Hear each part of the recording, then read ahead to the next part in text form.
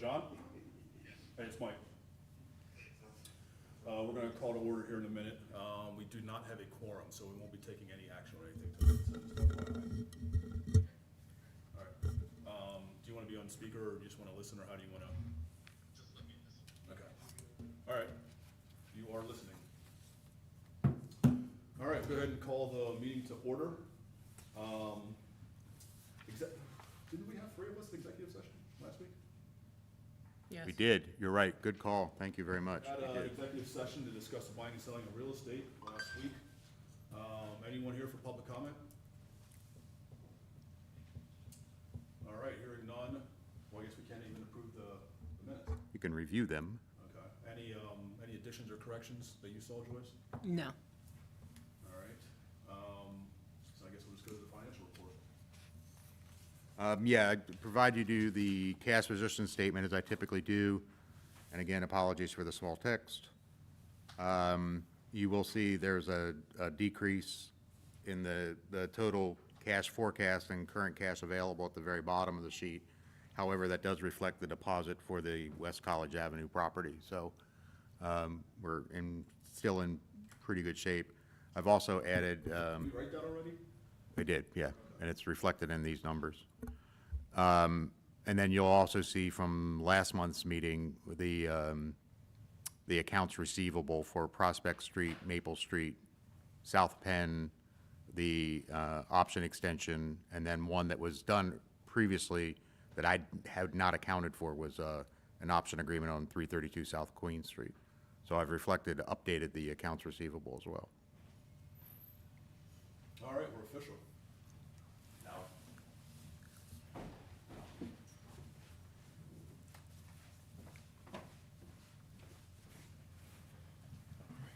Aaron? Aaron just showed up, John, so we do have a quorum.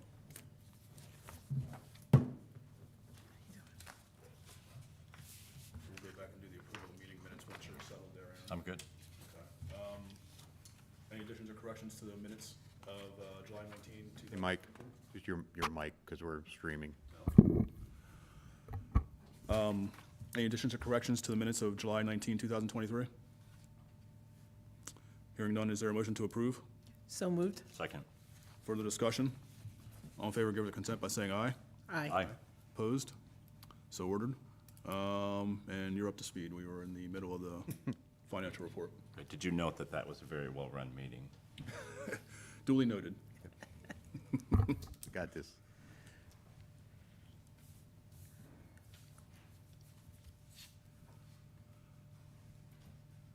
All right, so were you done there on the cash position? Yeah, just other than that is the CDBG balances that are shown on the agenda is 406,000. We did submit another application for CDBG funding, and I'm not sure we're going to get the full request of $400,000 as we requested before, because we have $400,000 in outstanding balances, which makes perfect sense. I have had internal discussions with our CDBG manager, and we will likely shift some of this funding around. As you see there, we have 198,000 available for demolition, but we don't have any properties slated for demolition right now. So in the next year, we likely won't need to spend that money. And thankfully, the contributions from the Land Bank Authority have really helped us out a lot. So that means we can take some of that demolition money and reposition it into stabilization or acquisition. Can we do whatever amount we choose, or? We can, yes, to some extent. We have to keep some money in each account and state why we're shifting it and what the reasons are for it and why we didn't perform what we said we were going to perform. And in this case, demolition is because we found other funding, which is great. So we'll be working on that over the next couple of months until they announce what the CDBG awards are for everybody else. And anything encumbered on these amounts? No, other than following the national plan and the city's consolidated plan for the use of the funds. So, but there's nothing, but the only thing that I have that I would like to use as far as encumbrances is the acquisition If you recall, we're we have an agreement to purchase the former Think Loud properties in the Northeast neighborhood through the Land Bank Authority. And those properties purchases will be about $9,000 for all of those properties. So that I could use acquisition funding for those because they're in a low mod income neighborhood. Okay. Anything else? Nope. Any questions from the board? No. All right, Salem Square Community Association. Ben. Ben Jackson, Salem Square Community Association President. Thanks for this time, Chair, Board. Just want to kind of talk to some of the stuff that we are doing at 596. First, Salem Square, as well as the RDA, has a long history of working together. Salem Square originally helped with the procurement of 596, I think $100,000 or something with the procurement of that building. So long history of working together in regards to the Salem Square neighborhood. So some of the things that we've done since then, since you allowed us to move into that center, Salem Square Connects, one of our, a lot of our volunteers, Mil Tavares, should be really recognized. I think some people are familiar with her. Her tireless effort. She is there Monday, Wednesdays, and Fridays from 10 to 3 o'clock every day in that regards, and provides a lot of services. I'll speak to some of the services that we've had. You also have a handout as well of what Salem Square has done in the community. One of the unfortunate things, myself, Mill, we're very humble. We don't self-promote a lot of stuff, but Salem Square is doing a lot of things in the community, and we are trying to do more, even in regards to the trades. So we've been trying to help with a trade school and small-scale development in the community for probably 4 to 5 years. Now stuff is coming to fruition. But I kind of just want to touch on some of the things that we've done with that property. So we've had multiple COVID tests during the 2021 time, as well as currently. Cold and flu vaccinations we've worked with, had multiple times. We've done Toys for Tots distribution. We are part of the Three Kings with the Latino Connection. National Night Out we just recently did, but we've done it in the past where we actually had a barber on site at that location and cut multiple children's hair for back to school, as well as National Night Out. We've had wellness clinics. We have assisted with housing, provided housing assistance, so with the financial repercussions of COVID, helping people maintain their households even if they lost income. We've been there, been able to input the system with the CPC. So Mil Tavares has helped with a lot with that. Unemployment assistance, computers. We've gotten computer donated, so we have internet. So if people need to apply for jobs, we've also partnered with employment assistance, multiple sponsorships with other organizations like Stop the Violence Movement with the SAMRC, Pastor Alvarado, Pedal for Peace in the past. We've done cleanups, I think at least 5 cleanups we've done in that area.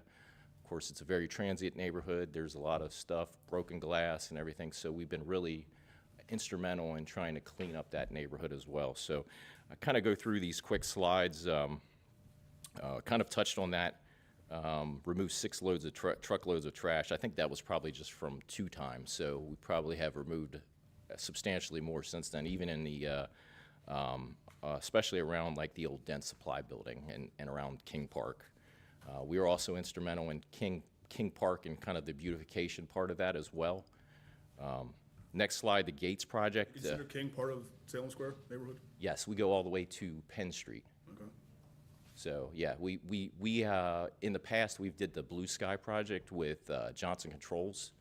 So we were able to put a couple different things in. We put the horseshoe pits in, helped with mulching, planted flowers, and I think that was in, I want to say that was 2019, and we're trying to work with Johnson Controls once again because they have that piece that's built in. So still speaking with them to try to get that project, another project move forward. We identified some key items, benches and certain things like that that we wanted to put in. So So the Gates project, are you guys familiar with the Gates project? So we're still doing that. We did that originally when I wasn't part of Salem Square with the lights and try to ensure more security. We've went back since then to try to fix some of these things. We have repaired some of the existing 300-plus breezeways to ensure safety and security in there. So still trying to work with the Women's Giving Circle on that, and I think there's some other projects that the Women's Giving Circle has talked to us about as well. So the next thing, education and training, kind of talked about that. When we had the community center, which the championship center, prior to COVID and all that stuff, we were looking actively, working with Johnson Controls and a couple other manufacturers to create training programs to help the workforce for workforce development. We are back in that game now. I'm part of the Tech Center as well as Sandra Harrison. So we're doing that, but we need to get that pre-apprenticeship piece started. So we have a program that's supposed to start September 18th with the pre-apprenticeship for electrical. We've also done, we did 2 sessions with entrepreneurs in that building. Entrepreneurship with Dr. Bruce Dunhams. So I was able to do that. I think we had 24 participants for that.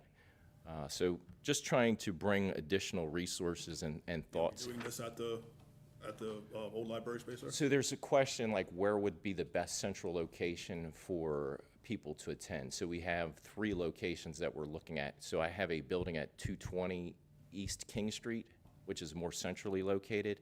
There's also the center there that we're thinking about doing that. And then there's also Accountability for Life wants to be part of this, which is Coach Russ Stoner. I don't know if you guys are familiar. He wants to have some of his kids who have graduated who haven't gone on to college but just need something extra. So we're trying to see what's the best area for that. And that's why there's no location on that flyer currently. But maybe kicking it around that we might do it multiple locations in the future and in Salem Square's footprint, definitely. Salem Square Connects, of course. A lot of the stuff I've already touched on. We've done food giveaways. We've done block parties.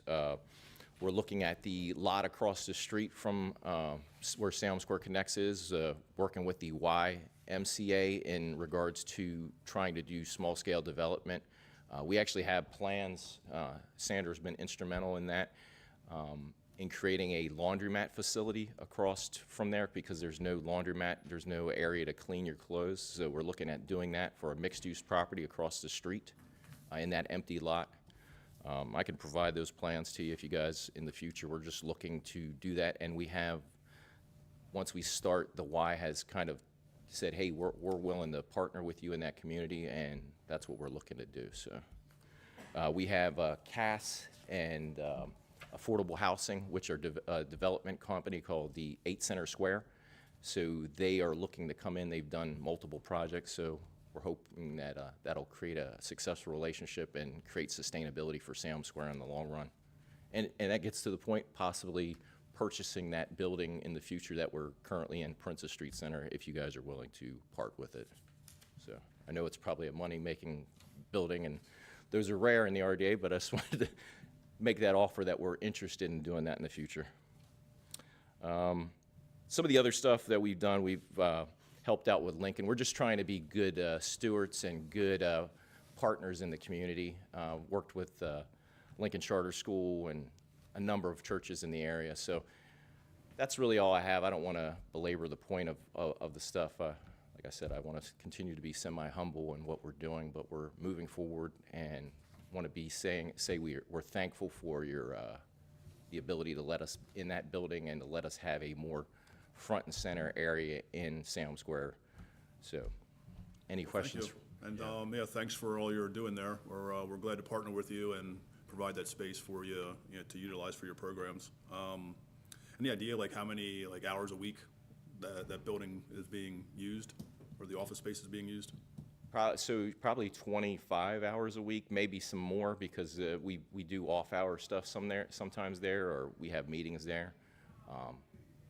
But yeah, I mean, we're always looking to have more volunteers. There's never enough people to help provide off hours. We all have full-time jobs for the most part, and even though we're an active working board, we you know, we can't be there every single part of the day, and some of us are a little further away than others, so. Well, 25 hours a week is great. Glad what you're doing over there. Yes, sir. Anybody else? have Yeah, how many, do you have stats on how many people you've served just over the So years? in 2023, so far, we've had over 500 people that have have been, sought out some kind of help from us.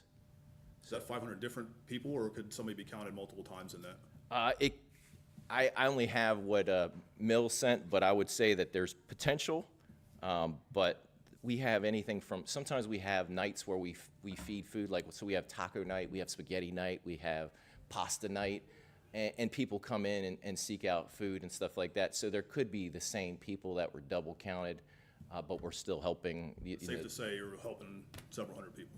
Correct. Well, and over time, and what I was after is, I remember when we did this, when this was Gus's bar, and the number of police calls, we had the data on that. Yeah. Right, so it's nice to have positive data on that building. Sure, if so we thanks serve for- drinks, it would be a little more, we could. I'm not drum up those suggesting, and we go, numbers. we like what you're doing. Keep it up. I forgot to also say that we would like to seek a license to stay there in that building. I know our thing has lapsed since then, but we wanted to seek a year or two additional, if that is okay with the board.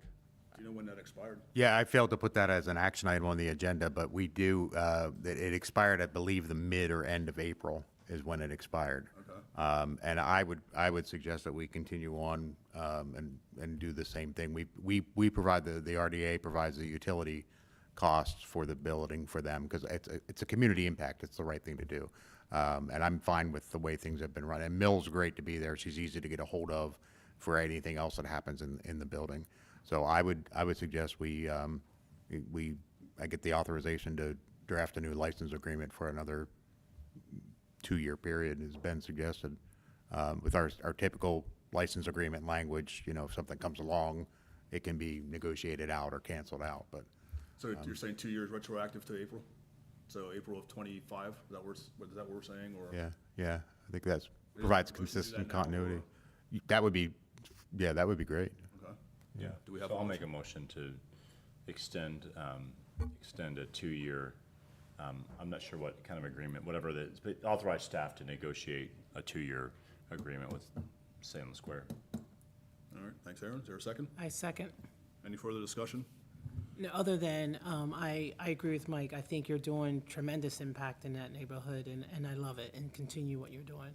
It's Appreciate it. Yeah. All right. Thank you. All in favor, give your consent by saying aye. Aye. Aye. Aye. Opposed? Good luck going forward. All right. Thank you. Thanks. Thank you. Property sale approvals, 245 East Poplar Street. Yes, I've been working with Mr. White for, gosh, probably a year and a half now, and he's been trying to find the right property to purchase, to renovate. And as a side note, this is the last property that the RDA has available for sale right now. And Mr. White went through it and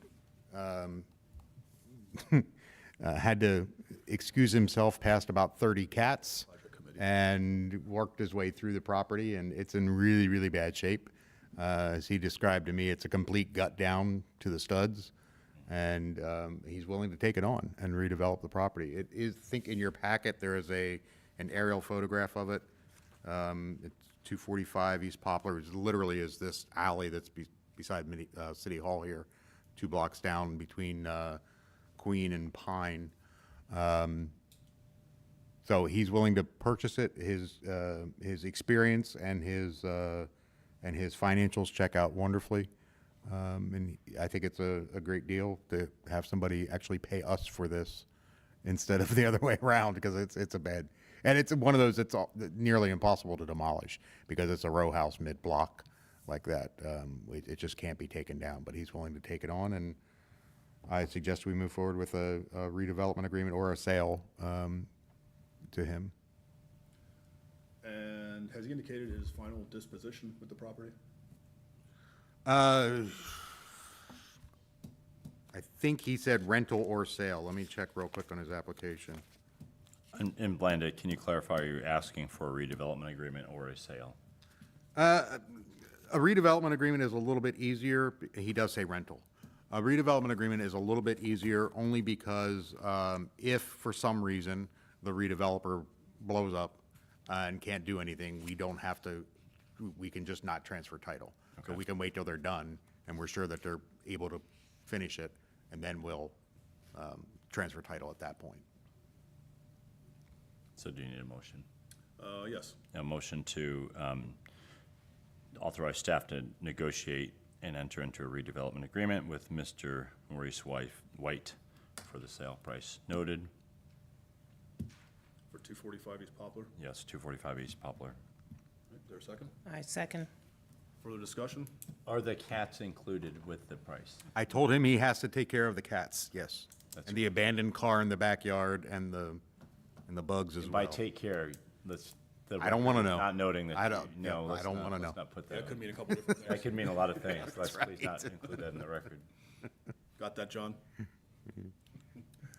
All in favor, give the consent by saying aye. Aye. Aye. Opposed?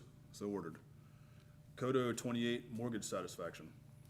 This is a little complicated. I'll try to simplify it as much as possible. The redevelopment authority serves as a pass-through, a conduit for financing for a mortgage note for 28, Codo 28 project, which is the one up at the corner of the alley with the waterfall and George and Clark. And the Codo 28 Limited Partnership is selling that property to another entity, and that entity is going to assume the mortgage. So the resolution in front of you is that the property is to be conveyed by Codo 28 LP to Codo 28 Holdings, and no amount is due to the authority. Now, therefore, be it resolved, the authority agrees to execute and deliver to Codo 28 a satisfaction piece so that will be recorded and clear the title to the property so they can sell it. And the great news is that it takes it out of our audits and out of our books, and we don't have this pass-through note that we have to deal with every year. All right, any questions?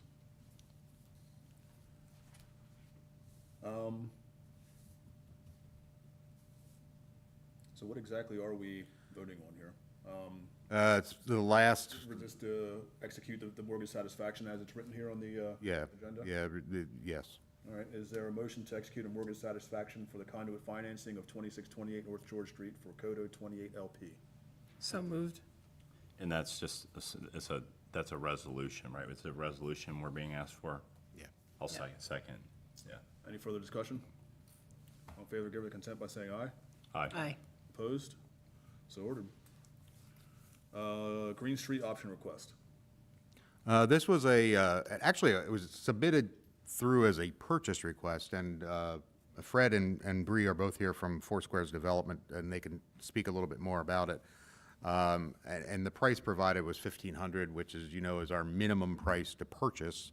But it wasn't clear, but their plan is to, and correct me if I'm wrong and you can come up, but in summary, the plan is to do an architectural design of how the lots on Green Street and Hope Avenue could be architecturally laid out. And in my mind, I think that's an option agreement. This is what we're doing on the South Queen Street lot, where we have a developer who has it under option for 6 months to figure out his pricing to see if it makes sense and to move forward. Their request is, I think, similar than that, but Fred can explain it a little bit more. Yes. Good evening to everybody. Yes, we are looking to do some affordable housing in that area of Green Street. It's going to be a part of a CCI initiative with the city. Nona is a part of that project as well. We went into, started some initial renderings with Warehouse to do 2 phases. It's looking like it's going to be 2 phases. We did start off with 3, but it's I don't know, do they have the layout? They do, yes. Yeah. The little map. Yeah, so it was going to be 2 phases. It's going to be, it was going to be 3 phases. We're going to just split it out into 2 phases. It's going to be approximately about 20 to 23 affordable homes in that area, and we're still kind of laying that out. But subject to any additional information, I'm open to you guys' questions. Home ownership opportunities? So I think we're doing more of the affordable. I think we're going to do 2 split levels, so it's going to be rentals. But you know, of course, y'all know our program is home ownership, but we think that the need right now is for affordable housing, and I think there needs to be a conduit to that process as well. So of course, you guys know we work with Tenfold and all those other organizations as well. So I think it's just going to be affordable housing initially. We can service those people within that conduit, and it's in the Salem Square area where our office is at. So we'll provide those services to kind of get them to the next level. We're finding that if we can have those conversations and you know, communicate with the people in those buildings, and we can you know, get them to the next level of home ownership as well. Kind of create a funnel. So. Well, I don't know if you're aware, you're probably not, but we're actually in talks about, coincidentally, an affordable home ownership program, or housing program, I should say, citywide with some of the parcels that we own. This being a very nice piece of those parcels. So I don't think we would want to do anything on the entire site at this time until we see what direction that's going to go in. And that wouldn't preclude a developer like yourselves from taking part in this. There's just some loose ends that we need to tie up before making like a commitment on this entire area. What did we discuss, Blanda? I think we were more comfortable when you and I spoke about it with doing the gravel lots and the ones behind them as like the first phase. The first phase. Yeah. Because I think if something would happen, and Mike, when Mike Black and I were talking about this, actually found the PowerPoint, and I think I provided some of the images to you before. Yeah. But I found an actual PowerPoint in those folders that I didn't see, that the city had actually done a study in 2008 and 2010 on, I think exactly what you're trying to do is how do you lay it out, what's the appropriate way, and how does it impact into the rest of the neighborhood. So I think we'd like to build upon that and, you know, move forward with that kind of thing. That's fine. I think the discussion that we had with Nona early on was that we just want to make things happen. So if you guys want to take more time to. Well, like I said, I mean, we're at the end of the day, and we've had one meeting with, I don't even know what I would call the backer. I don't even know how to describe the guy we met with Tom. Oh, yeah. I wouldn't know what title to put on him. The developer as well, yeah, but But they do, they specialize in affordable housing. That being said, we might need developers, you know, once we get further along with this plan. So yeah, at this time, I mean, if starting off with the 4 lots, for an option agreement on that, and then kind of to be determined on the rest while we, you know, work through the rest of this potential We program. encompass the whole thing. I don't know, what's the timeline that you guys need for, far as kind of conveying that? Because we parceled it out. When we spoke with Warehouse, our initial thing was the whole entire thing. How much time for the entire site? You mean? Yeah, I or- mean, I've heard in the past that it was, you know, some conversations about that particular site. I think it was going to, I forgot what housing authority at one point was looking at that same site at one point. I think we did talk to them at one point, didn't we? yeah, actually, you were at that meeting back in November of last year, yeah, Yes, yeah. so I guess. I might know, have a better answer for you on the timeline for the rest of the site tomorrow, because I expect to have a discussion with some of the folks we're talking to. Okay. But I mean, as far as the option on the 4, I mean, we can, We could postpone that. I mean, we'll wait until you have that conversation. are you sure? Yeah. Okay, because I mean, we're okay doing the 4 if you want to start there, or we can, whatever you prefer. We want to wait because we have a lot invested in that so far with Warehouse, and we've already kind of plotted it out. So I like to wait on it. All right. Yeah, and to be clear, just by way of, you know, kind of public information, I mean, we're talking, you're describing a sort of some conversations that have been like a, can I call it a study, if you will, to decide what's happening. I mean, we're not suggesting a decision has already been made to go with a particular Oh, no, developer. no. Yeah, not at all. Right, yeah, so I think it's clear, we need to be clear on that, because typically we would have a process for, you know, establishing how somebody would be selected for that. Yeah, nothing, there's been no decisions made, anything here. We've had one meeting, you know, Blanda, myself, Tom from Site Design, and the financer. I mean, it's one meeting, and yeah, nothing's been decided. Okay. I don't know. When did we submit that? It was ended May, beginning of June, I think, right? I mean, we just been waiting. So again, we want to just move it and make things happen. Again, that's why we wanted to have this, to see if we were clear, because we already kind of started raising capital for the engineering reports and stuff like, engineer and architectural plans, so. Well, and just to, I'm glad you brought that up, just to clarify that, this, and it's why I explained that, I envision it as an option agreement, because on a redevelopment or an application to purchase, the price of the entire project would be in there, and you're not there yet. Right. So you need that time Right. to design it and figure it out and cost it out and do all of that. Yes. So right now, you are in that option period. Yes. If then you get to the point where when you figure all that out, then you can come back and say, okay, we're ready to exercise this option because we have our numbers, and here's our financing, and here's how we're gonna pay for it, here's our total costs, and our, how we're gonna perform. And then, because it's under option, we're not gonna sell it to anybody else in that meantime, Yeah, no, absolutely. That is our path. So we'll wait on you guys and let us know what the next process is. Yeah, we'll try to get you information in as timely manner as possible. I mean, we're very interested in moving this along also. Yeah, so we'll definitely keep you posted. All right, thank you. Thanks for your interest. Thank you. Thank you. Staff reports. Yeah, just a few brief, quick updates. I did meet with the architect for Penn Market on Monday. We had a Teams call, and I forwarded out her meeting notes to the board. A lot of details about vendor utilities, whether or not the sewer line's going to be underground or overhead, those kinds of details. But the big important thing is that they'll be at 35% by the end of September. So, and that will be our next cost timeframe. So they'll come through with another cost estimate on the updated design.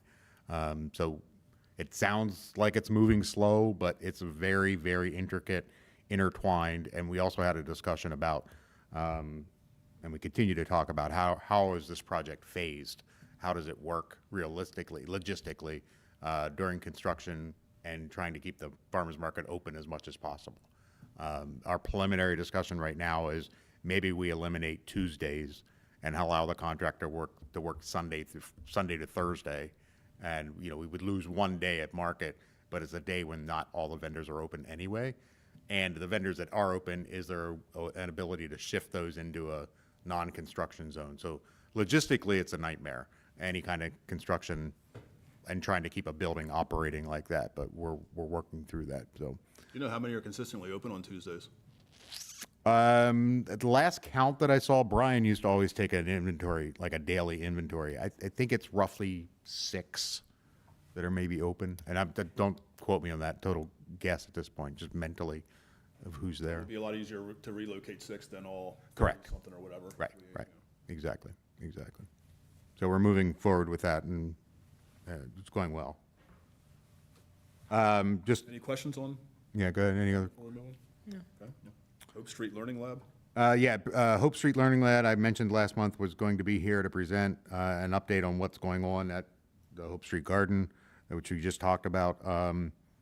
They couldn't make it today, but they have presented an annual report document, and told me they'll come to the September meeting, just as an update on their activities out at Hope Street. And then the last item C, is the City of York single property blight reduction update. As I mentioned earlier, it's kind of I think it's a decades in the making that the RDA has sold everything that it has. Now it's your motion to enter into a redevelopment agreement with Poplar Street. We do have 2 other properties, one at 308 South George and one at 116 Lafayette, that we have money from the state to repair. So those have to go out to bid. They have to be prevailing wage. They have to be publicly bid. And the bid package is almost done to get that out on the street, hopefully next week. So we'll get some contractors to price us out on that, to fix those properties up. And then the goal on those is to do the shell, secure the outside, do a little bit of a vanilla box repair to the insides of them, and then sell those, not as improved, again, at a decent price that someone can go in and finish them out. So absent those properties, and of course properties like Salem Square and Penn Market, the RDA is out of structures to sell. But the city has reinvigorated its single property blight program, and I just found out, I think the Vacant Property Review Committee, which Joyce is a member of, I think they're scheduled to meet September 19th. The Blight Task Force has met and sent out 14 letters to blighted properties, and their goal is to do about that number every single month to keep moving forward, because there's a, In a month. yeah, which will, Going back to the old days. going back to, My old days, we used to, like, we constantly were yeah, that, properties moving through here. yeah. Yeah. And I haven't been involved in the blight process from the city's end, but at last inventory I took, there's probably 50 or 60 that are applicable to blighted conditions that we could go after. So it's going to Get some more inventory soon. get some more inventory, yeah. Is there what kind of, I know those are other committees, but what kind of public engagement process is that? Because it seems to me that in my years of living in York, people don't really understand how a property moves through that process. Or, you see something in your neighborhood and say, man, I wish somebody would do something about that property. Like what kind of public engagement process? Yeah, I've been talking with Nona a little bit about that. Nona's the director of the department, and she's overseeing the blight task force. So by law, there are supposed to be 3 steps. The city, back when it started its program, it instituted a 4th. So there's an internal blight task force, and that is kind of the intake of the properties. And they come from our property maintenance inspectors, our fire code officials, even our police department will provide properties that are nuisance properties or things that we deal with all the time as issues. We get emails or complaints from the public that these are blighted properties.